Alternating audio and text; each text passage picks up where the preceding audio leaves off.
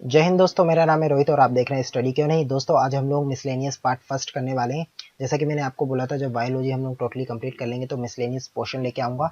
और सबसे ज़्यादा इंपॉर्टेंट आपके लिए पोर्शन होता है, कभी भी आप कुछ भी पढ़ते हैं, जैसे कि आप साइंस पढ़ रहे हैं या फिर आप कोई भी सब्जेक्ट पढ़ रहे हैं, तो उसमें जो मिसलेनियस पोर्शन होता है वो सबसे ज़्यादा इंपॉर्टेंट होता है, क्योंकि ये किसी चैप्टर से बिलोंग नहीं करता और इसका कोई चैप्टर भी नहीं है। जैसे कि आपसे किसी ने पूछ लिया कि किस चीज़ की खोज किसने की है, तो इसका कोई पर्टिकुलर आपको चैप्टर नहीं मिलेगा, ये आपको जब पूरा चीज़ें पढ़ेंगे तो उसमें मिलेगा।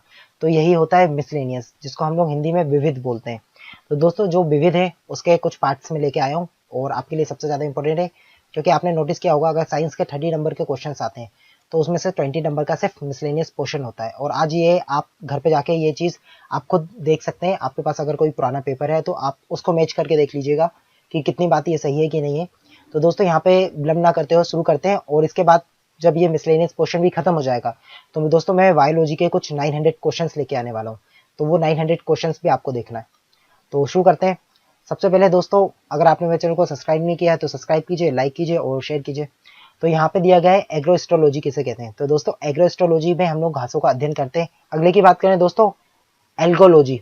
तो आपको अलग से समझ में आ रहा होगा कि एल्गो मतलब एल्गी से संबंधित है, तो एल्गी मतलब शैवालों का अध्ययन। तो एल्गोलॉजी में हम लोग शैवालों का अध्ययन करते हैं। अगले की बात की जाए दोस्तों, एनाटॉमी। दोस्तों एनाटॉमी मतलब होता है आंतरिक संरचना, यानी आंतरिक भाग की संरचना का अध्ययन करना, एनाटॉमी में आता है। यहाँ पे आंतरिक हम लोग किसी भी चीज की बात कर सकते हैं, जैसे कि जंतु या पादप। तो एनाटॉमी में हम लोग आंतरिक भाग की संरचना का अध्ययन करते हैं, तो याद रखना है। एंथ्रोलॉजी। दोस्तों एंथ्रोलॉजी में हम लोग पुष्पों का अध्ययन करते हैं, और वहीं पे अगर हम लोग पोमोलॉजी की बात की जाए तो पोमोलॉजी में फलों का अध्ययन किया जाता है। बैक्टीरियोलॉजी, नाम से समझ में आ गया होगा, बैक्टीरियो का अध्ययन। ब्रायोलॉजी। दोस्तों ब्रायोलॉजी, जैसे कि मैंने आपको प्लांट किंगडम करवाया था, वहां पे मैंने आपको प्लांट किंगडम में सारे टाइप्स करवाए थे, तो वहीं पे जो ब्रायोलॉजी होते हैं मतलब ब्रायोफाइटा से, आप नाम देख सकते हैं, आगे का जो वर्ड है वो मैच है।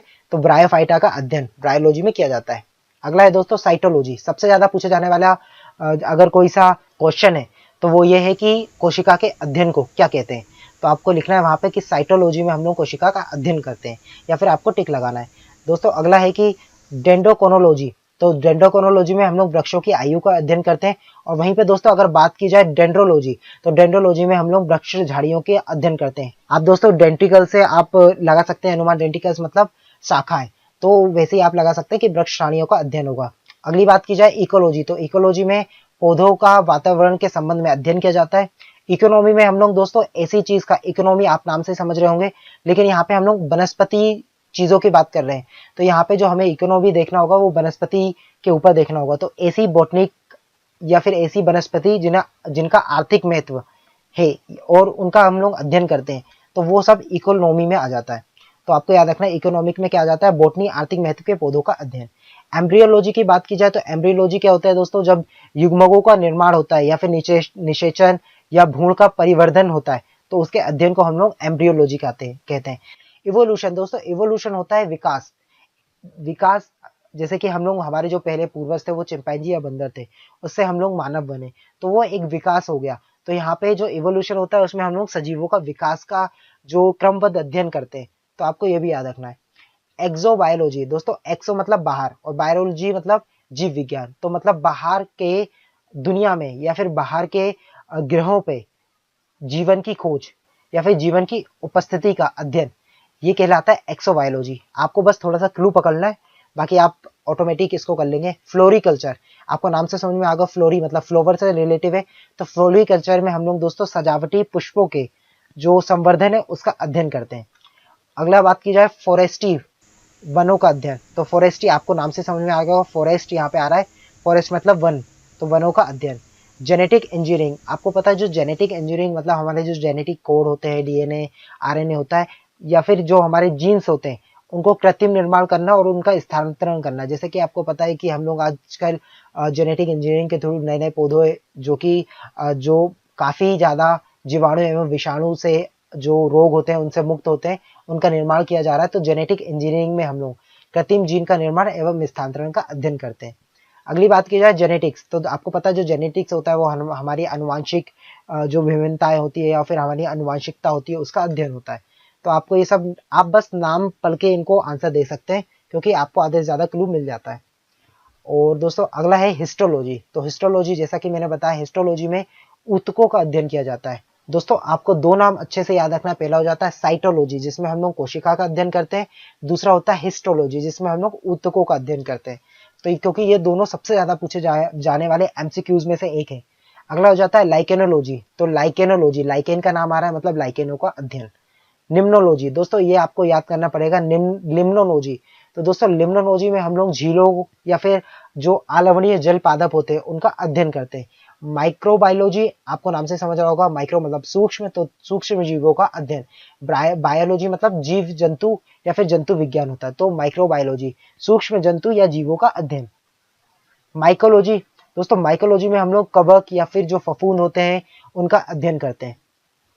पेलिनोलॉजी, पेलिनोलॉजी में हम लोग परागकण होते हैं उनका अध्ययन करते हैं, तो आपको ये भी याद रखना है। अगला है पैथोलॉजी। दोस्तों आपको पता है कि जो पैथोलॉजी होता है इसमें हम लोग रोगों का पता लगाते हैं, कौन सी डिसीज है कौन सी नहीं है और उनका उपचार करते हैं, तो पैथोलॉजी में पता लगाया जाता है। परंतु यहाँ पे हम लोग वनस्पति की अगर बात करें तो यहाँ पे हम लोग को पादप की बात करना पड़ेगा, क्योंकि पादप में रोगों का पता लगाना एवं उसके उपचार का अध्ययन पैथोलॉजी कहलाता है।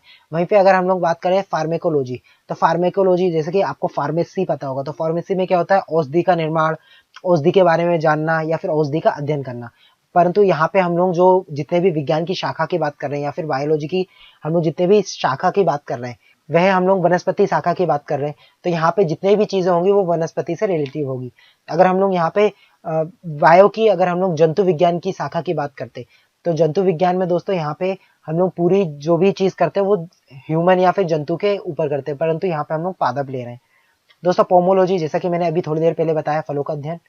टेरिडोलॉजी, जिसमें हम लोग टेरिडोफाइट्स होते हैं उनका अध्ययन करते हैं। फाइटोजियोग्राफी, दोस्तों फाइटोजियोग्राफी में हम लोग पौधों के वितरण और उनके कारणों का अध्ययन करते हैं। अगला है स्पेस बायोलॉजी। तो स्पेस बायोलॉजी आपको नाम से समझ में आ रहा होगा, स्पेस मतलब जो बाहर हमारे पृथ्वी के बाहर का जो जितना भी क्षेत्र है, नॉर्मली जिसे हम लोग अंतरिक्ष कहते हैं, तो अंतरिक्ष तथा वायुमंडल में स्थित पादपों का अध्ययन जो हम लोग करते हैं स्पेस बायोलॉजी में करते हैं। दोस्तों अगला है स्पर्मोलॉजी। तो स्पर्मोलॉजी आपको पता है, स्पर्म मतलब जो मनुष्य के बीज होते हैं, उसको हम लोग स्पर्म बोलते हैं नॉर्मली, बट यहाँ पे हम लोग वनस्पति की बात कर रहे हैं तो बीजों का अध्ययन, जो पादप बीजक होते हैं या पादप बीज होते हैं उनका अध्ययन। टेक्सोनॉमी, पादप वर्गीकरण का अध्ययन। आपको पता है टेक्सोनॉमी में हम लोग नॉर्मली वर्गीकरण देखते हैं, क्लासिफिकेशन देखते हैं, तो यहाँ पे हम लोग पादप की बात कर रहे हैं इसलिए पादप आ जाएगा। अगला हो जाता है वायरोलॉजी। वायरोलॉजी मतलब विषाणुओं का अध्ययन।